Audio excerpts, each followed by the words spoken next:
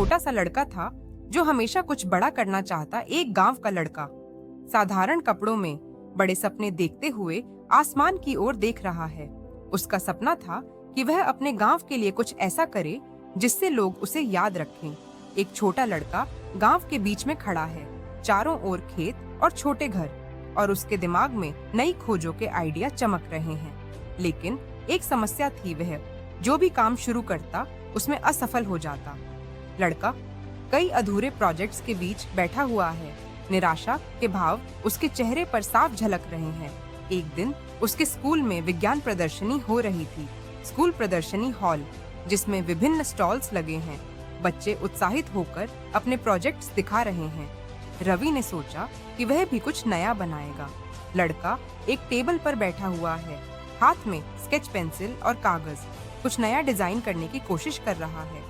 उसने एक छोटी सी मोटर बोट बनाने की योजना बनाई। एक स्केचबुक में मोटर बोट का डिजाइन, जिसमें पेंसिल से मोटर और पंखे बने हुए हैं, उसने कड़ी मेहनत की। लेकिन जब उसने अपनी बोट को पानी में रखा तो वह चलने के बजाय डूब गई। एक बाल्टी या छोटे पानी के टब में लड़के द्वारा बनाई गई बोट डूब रही है और लड़का निराश खड़ा है। स्कूल के कई बच्चों ने उसका मजाक उड़ाया। कुछ बच्चे हंस रहे हैं और लड़के की तरफ इशारा कर रहे हैं, जबकि वह उदास होकर अपनी असफल बोट की तरफ देख रहा है। रवि बहुत दुखी हुआ और सोचने लगा कि वह कभी सफल नहीं हो पाएगा। लड़का अकेला बैठा हुआ है, सिर झुका हुआ है और सोच में डूबा हुआ है। वह उदास होकर अपने दादाजी के पास गया। गांव का एक बुजुर्ग व्यक्ति, दादाजी, अपनी खाट पर बैठे हैं और लड़का उनके पास उदास मुद्रा में खड़ा है। दादाजी बोले, हर बार जब मेरी फसल खराब होती थी तो मैं सोचता था कि गलती कहाँ हुई। दादाजी खेत में खड़े होकर फसल की तरफ इशारा कर रहे हैं। लड़का ध्यान से सुन रहा है। रवि को उनकी बात समझ में आ गई।